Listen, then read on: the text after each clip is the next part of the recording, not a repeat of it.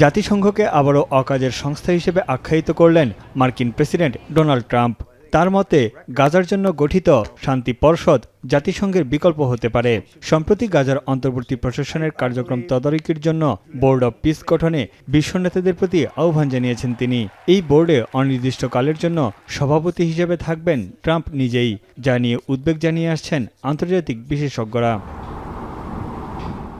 তবে ৮০ বছর আগে প্রতিষ্ঠিত জাতিসংঘ নিয়ে এখনও আশাবাদী ট্রাম্প। শান্তি প্রতিষ্ঠায় সংস্থাটি খুব একটা সহায়ক না হলেও এর কার্যক্রম অব্যাহত রাখা জরুরি বলেও মন্তব্য করেন তিনি। The UN should have settled every one of the wars that I settled. I never went to them. I never even thought to go to them. They should be able to settle those wars. They don't. I believe you got to let the UN continue because the potential is so great. সুইজারল্যান্ডের দাভোসে চলমান বিশ্ব অর্থনৈতিক ফোরামে প্রস্তাবিত গাজার শান্তি পরিষদ গঠনের পরিকল্পনা করছেন ট্রাম্প। এই সম্মেলনেই বোর্ডের সদস্য দেশগুলোর মধ্যে একটি স্বাক্ষর হতে পারে। মার্কিন গণমাধ্যমের তথ্য বলছে, ট্রাম্পের প্রস্তাবে এরই মধ্যে 10টির বেশি দেশ পিস বোর্ডে যোগ দিতে আগ্রহ প্রকাশ করেছে। $100 কোটি বিনিময়ে সদস্যপদের জন্য চীন, ভারত, রাশিয়া, তুরস্ক সহ মধ্যপ্রাচ্যের বহু দেশকে আমন্ত্রণ জানিয়েছে ট্রাম্প প্রশাসন।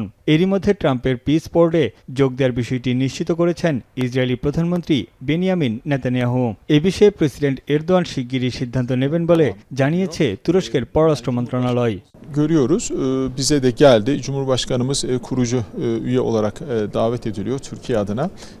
Barış Kurulu'na biliyorsunuz devlet başkanları ve hükümet başkanları düzeyinde barış kurulu.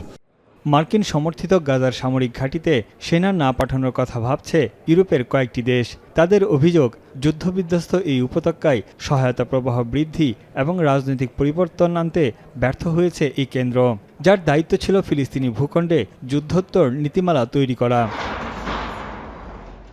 এদিকে পূর্ব জেরুজালেমে গেল বছর জাতিসংঘের ফিলিস্তিনি শরণার্থী সংস্থার অফিস দখলের পর তা বুলডোজার দিয়ে গুড়িয়ে দিয়েছে ইসরায়েলি বাহিনী। এই ঘটনাকে ঐতিহাসিক হিসেবে অভিহিত করেছেন ইসরায়েলের জাতীয় নিরাপত্তা মন্ত্রী।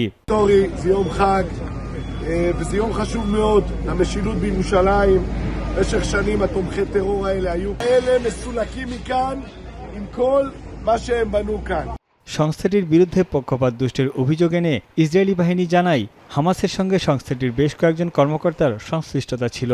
ইসরায়েলের এমন কর্মকাণ্ডের তীব্র নিন্দা জানিয়েছেন ফিলিস্তিনি শরণার্থী সংস্থার প্রধান ফিলিপ লাজারিনি।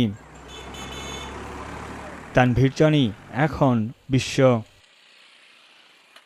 কালার এক্সপার্ট এবং ডার্ক জ্যাপ সমৃদ্ধ অরিক্স অ্যাডভান্স ডিটারজেন্ট পাউডার আপনার লন্ড্রি এক্সপার্ট।